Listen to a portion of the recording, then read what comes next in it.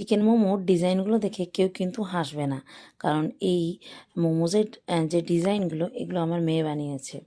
কারণ আমি বানিয়ে দিয়েছিলাম পুরোটা, তো বাকি বলছে আমি ভরবো।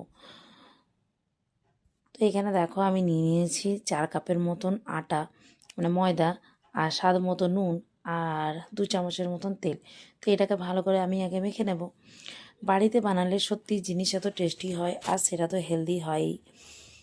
তো আমি এখানে চিকেনটা নিয়ে নিয়েছি। চিকেনের পরিমাণটা আমি কিন্তু বলতে পারছি না, কারণ বাড়িতে যা চিকেন ছিল আমি ওর মধ্যে কতগুলো পিস রেখে দিয়েছিলাম। তো এখানে দেখো কাঁচা লঙ্কা, গোলমরিচ, রসুন দিয়ে আমি ছোট্ট ছোট্ট যেটা বাটিটা আছে,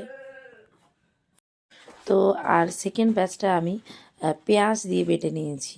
তো দুবারে আমি এটাকে বেটে নিয়েছি। তো ওটা অনেক সময় কি হয় একদম কিমা করে দেয়, তো কিমা করার সময় ছিল না, তাই আমি মিক্সিতে পেস্ট করে নিলাম। আর এখানে দেখো আমি রসুন কুচি দিয়ে দিলাম কড়াইয়ের মধ্যে। আর যে ইয়েটা দিয়েছি, জেনারেলি মোমোতে কিন্তু কাঁচা ইয়েটাই দেয়, মাংসটাই দেয় চিকেনটা, এটাতে কিন্তু ভেজে দেয় না। বাট যেহেতু বাড়িতে বানাচ্ছি তাই বললাম কাঁচাটা খাবো না। তো এখানে দেখো আমি দিয়ে দিয়েছি সয়া সস, লেবুর রস 1 চামচের মতন, আর দিয়ে দিয়েছি স্বাদ মতো নুন।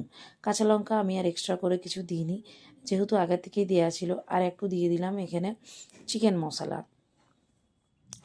তো সবে মিলে করে কিন্তু দারুণ হয়েছিল। আর এখানে দেখো ছোট ছোট লই করে আমি করে নিলাম। ওরা কী করে দেখছিলাম সেদিনে কত স্পিডে করছে, যারা মোমো বানায় তারা এত স্পিডে কি করে বানায় জানি না, ওদের হয়তো ডেলিকার কাজ বলে এটা স্পিডে বানায়। তো দেখো আরেকটা বাটিতে আমি মানে ভাপে চাপাবো, তার জন্য জলটাকে আমি বসিয়ে দিলাম। তো চিকেনের যে মাংস লেগেছিল হাড়গুলোতে, সেই চিকেন, অল্প চিকেন হাড় আমি কিন্তু ওই জলটার মধ্যে দিয়ে দিয়েছিলাম।